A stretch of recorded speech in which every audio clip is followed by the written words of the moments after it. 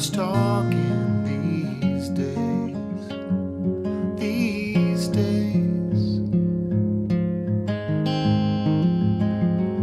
These days I seem to think a lot about the things that I forgot to do for you, and all the times I had the chance to.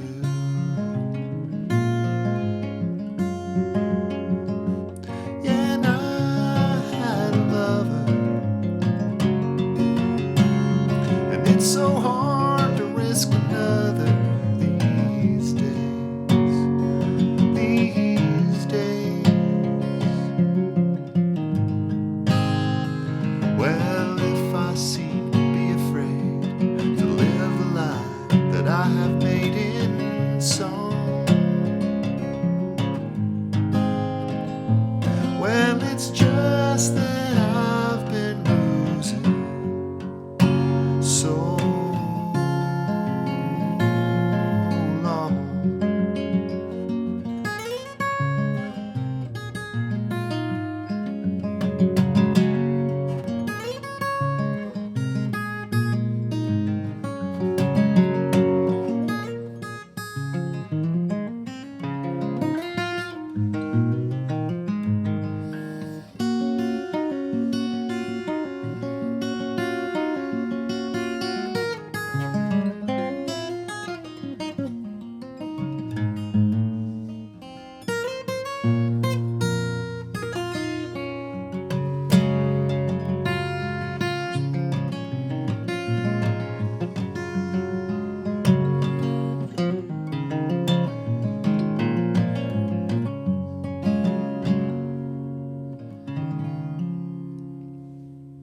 Hey everyone, welcome to MT Guitar.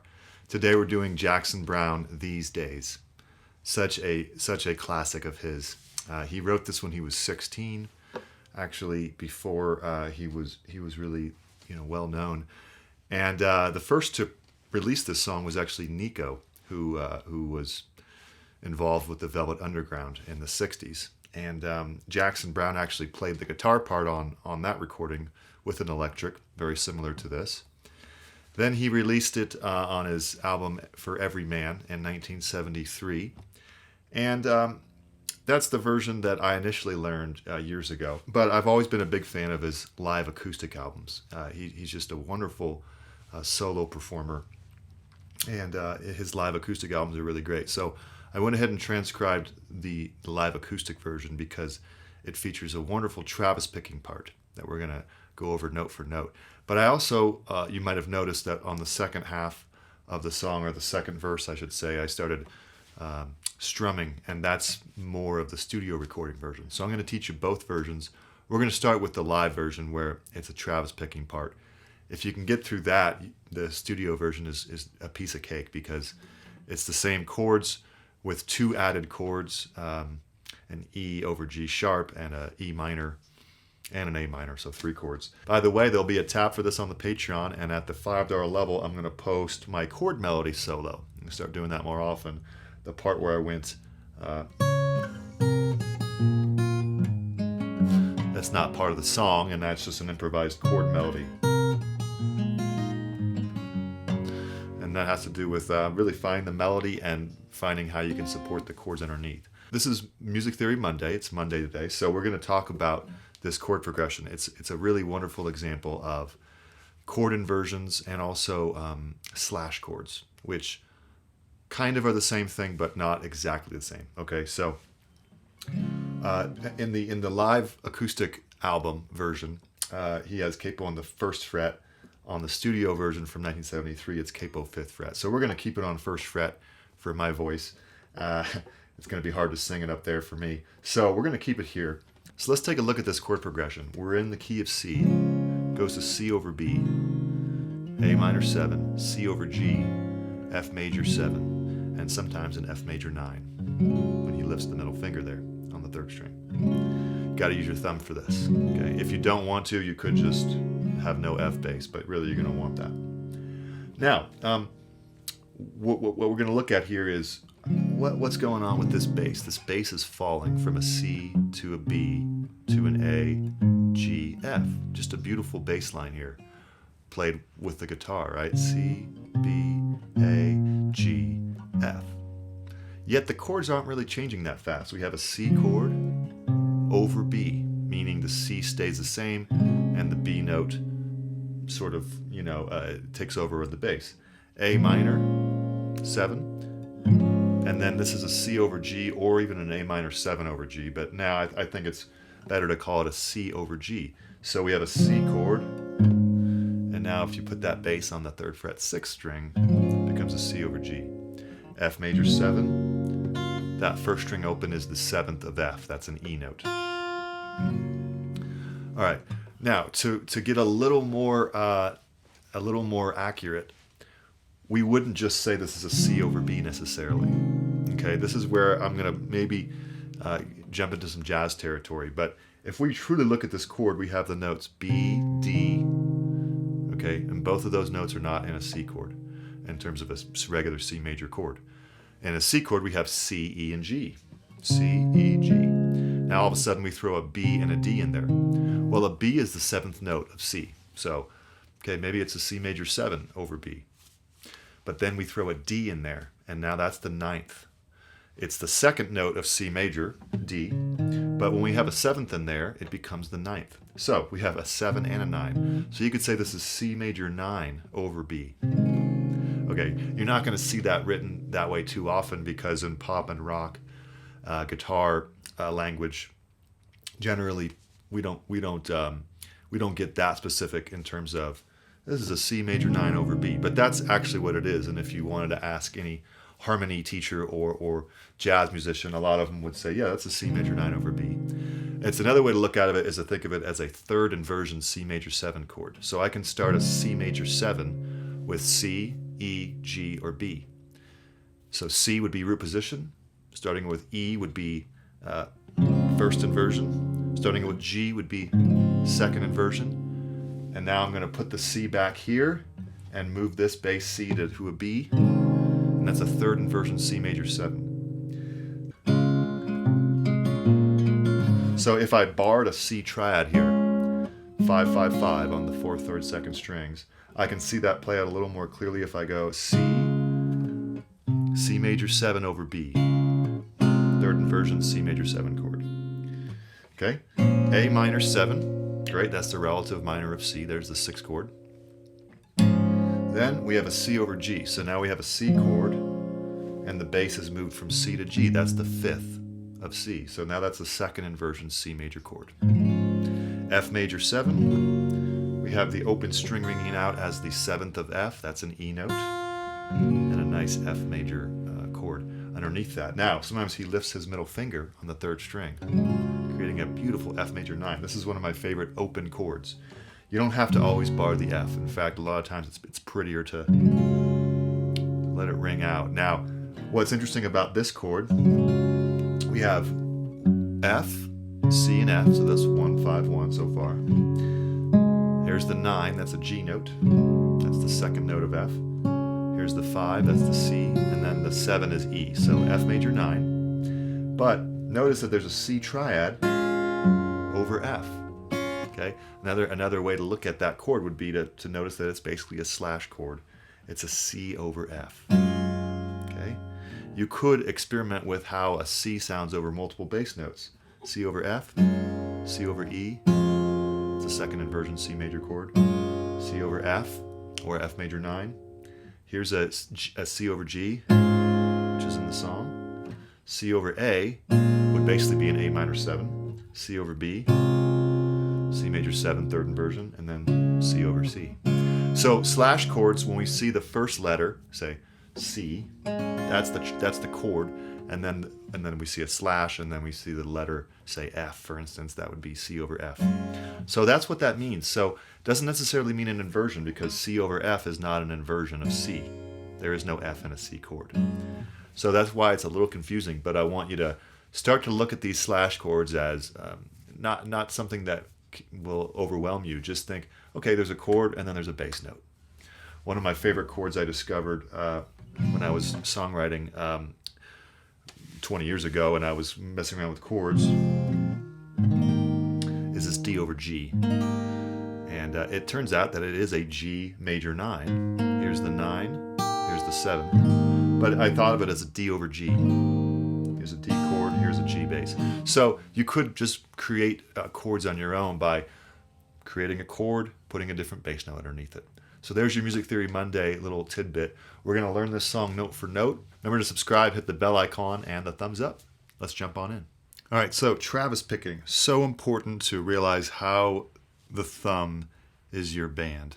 The thumb is so crucial, right? So, okay, that's the thumb by itself. Now I'm going to play the whole part.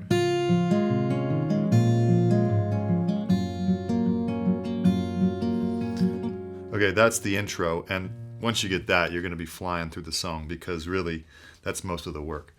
But really important to understand that the thumb is playing every quarter note. So, on a C chord here, I'm going to go back and forth between the 5th and 4th string. Then as I walk down to my C over B, I still play 5th and 4th strings. A minor 7, 5th, 5th and 4th strings. C over G, now it goes to 6th and 4th strings. Now the F chord, 6th and 4th for 2 bars. So you'd want to isolate that. 5th, 4th, 5th, 4th.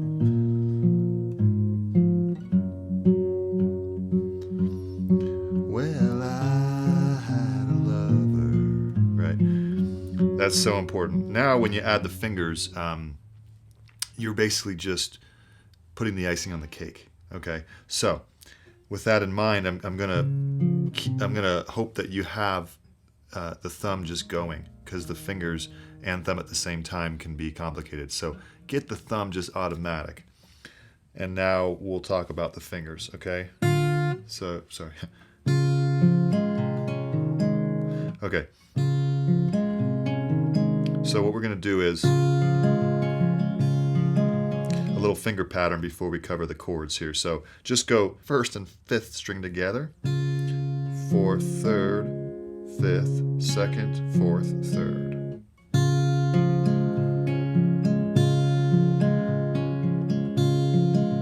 And get that up to speed.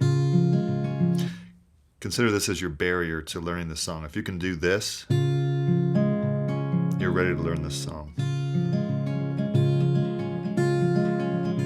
That's a very popular pattern. It shows up in all sorts of Travis picking songs. And now when you get that going, all that needs to happen is just the left hand needs to move, because that pattern pretty much continues. And you could do that pattern throughout every song. Throughout every chord of this song. So with that being said, then you go to C over B and keep your pattern going. And now A minor 7. C over G, keep that pattern going. Now F major 7. I would recommend doing it like this with your thumb and 4 fingers. And you go 6th and 1st, 4th, 3rd, 6th, 2nd, 4th, 3rd, repeat. And then you go open to give yourself time to hit the C chord. So let's take that intro nice and slow. Here we go.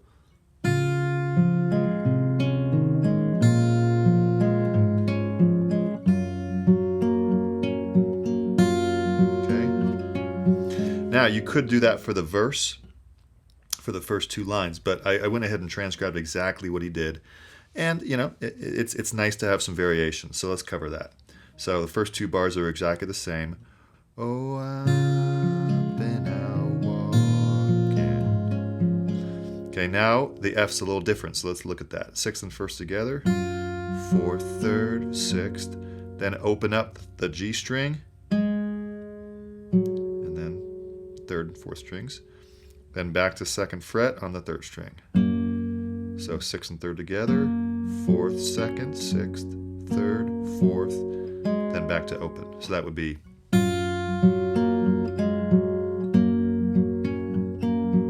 If that messes you up, just go back to the initial pattern.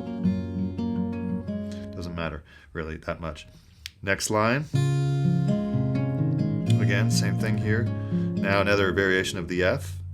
6th and 1st together, 4th, 6th, open 3rd string, and then 4th string, and then back to 2nd fret. So 4th and 6th together, so 3rd and 6th together, 4th, 2nd, 6th, 3rd, 4th, 3rd open. Okay. So let's take those 2 lines of the verse. 1, 2, oh, I've been out walking. Here we go. I don't do that much talking these days. These pretty nice variations, right? Now we get to the fun part. Boy, oh boy. This can be a little tricky because now the Travis picking goes, it flips, and now it's 4th string, 6th string. Instead of the normal thing would be to go the bassier beat on the 1st and 3rd beats. Now it's the higher string or the higher note on the 1st and 3rd beats. So he flips it. So a C triad here, 201, and you hit those notes with the thumb hitting the 4th string and then going back to a G. So, and then a 3rd string, C over G. And then, again, we're going to do a G, but we're going to start on the 4th string and then 6th string, which is very not typical. Awesome stuff.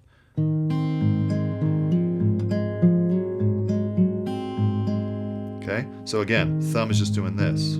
Sorry, it's doing hammer on the 2nd fret, so 6th, 4th, hammer, 6th, hammer to 3rd fret. So the whole thing would be. And if you add the fingers, it would be 4th, 2nd, 6th, 3rd, hammer, 6th, 3rd, hammer, 6th, 3rd, 4th, 2nd, 6th, 3rd. Without me talking would be very difficult, to be honest. So you just got to practice that slow. With something like that, it's best not to think about it too much. Just memorize it. Okay. Now the chorus is quite easy, actually. F major 7, but we're not going to play the 1st string, so it's just basically an F. 6th and 2nd together. 4th, 6th, 4th, 3rd. 4th, 3rd, 6th and 2nd. 4th, 3rd, 6th, right? And then the last bar, 6th and 2nd, 4th, 3rd, 6th, 2nd, 4th, 3rd open. Then back to our initial pattern, but a little variation here. So C over G, 6th, 4th, 6th, 4th, 6th, 3rd, 4th, 2nd, 4th, 3rd, or 6th, 3rd. It's hard to say all those strings. Then the G, same as before. We've already covered that. Then back to the F, we've covered that.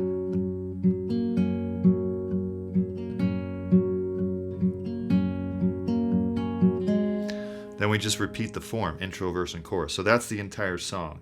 If that's driving you crazy, here's the trick. With Travis picking, you can create your own parts.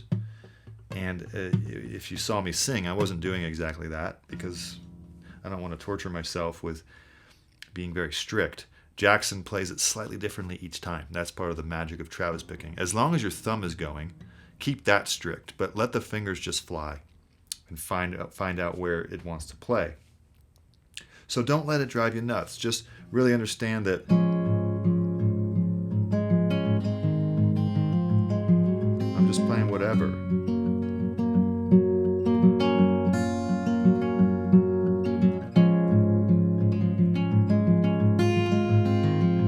Okay? My thumb is never changing, my fingers are. So that's that. Now, for the studio version, I did a bass down up kind of pattern. Same chord, so C over B. Sometimes I'm going bass up, down up, or just bass down up. Adding some hammer-ons. Now, C instead of C over G, G G, F major 7, so all pretty much the same, but here it gets a little different. C, instead of just G, the studio recording goes to E over G sharp. 4, mute, 2, 4, open, open. And then A minor, E minor, F major 7. So that would be, why don't I cover that in rhythm? So, for you, G, E over G sharp, but it's A minor, E minor, F major 7, so long. That's the form. So just those 3 chords they added, probably to give it some harmonic color because the Travis picking's not happening, so they wanted to throw those chords in. But Jackson doesn't do those live, so interesting stuff. You know, the tab is in the Patreon. I'm also going to cover that on a tab on the Patreon, so you're welcome to check that out. Let me know if there's any questions. This is tricky. I went kind of fast just because it would take forever to go as slow as you need to go, but you should go very slow with this and get the Travis picking, you know, get it slow and get it even, and then you can speed up later. All right, enjoy.